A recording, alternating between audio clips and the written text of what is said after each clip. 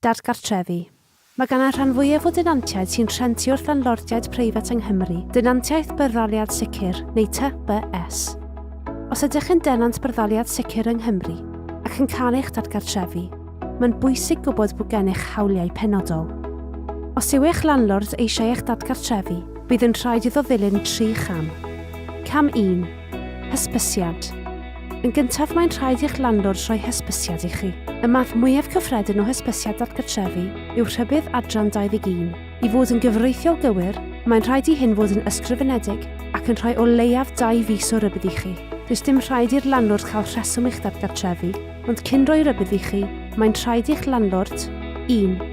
Warchod unrhyw flaendaw rydych wedi ei dalu yn gywir mewn cynllun blaendaw tenantiaeth cymeradwy. A. 2. Chofrestru gyda Rhentu Doeth Cymru a chael neu wneud cais am unrhyw drwydded angenrheidiol. Cam 2. Llys.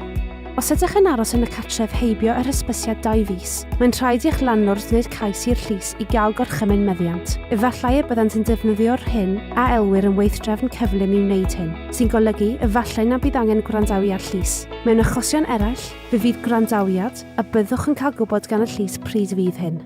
Gwiriwch y papurau a gewch gan y llys bob amser ac ewch i unrhyw wrandawiad llys. Rhowch wybod iddynt os ydych yn credu nad yw eich landlord wedi rhoi hysbysiad cywir i chi, neu os ydych angen mwy o amser i symud allan. Mae gorchymyn meddiant fel arfer yn rhoi 14 diwrnod i chi. Weithiau, efallai y bydd y llys yn rhoi mwy o amser i chi, ond byth mwy na 6 wythnos. Bydd dal rhaid i chi dalu rhent yn ystod yr achos llys ac o bosib y costau llys hefyd. Cam 3. Beiliaid.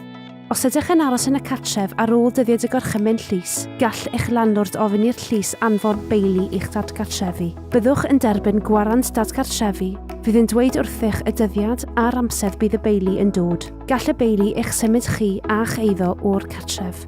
Os ydych yn cael eich dadgartrefi, peidiwch â chynhyrfu neu gladdu eich pen yn y tywod. Mynwch gyngor cyn gynted ac y gallwch. Ffoniwch linell gyngor tai arbenigol Shelter Cymru am ddim ar dim 345 dim 75 555 neu ewch i'n gwefan www.sheltercymru.org.uk/getadvice.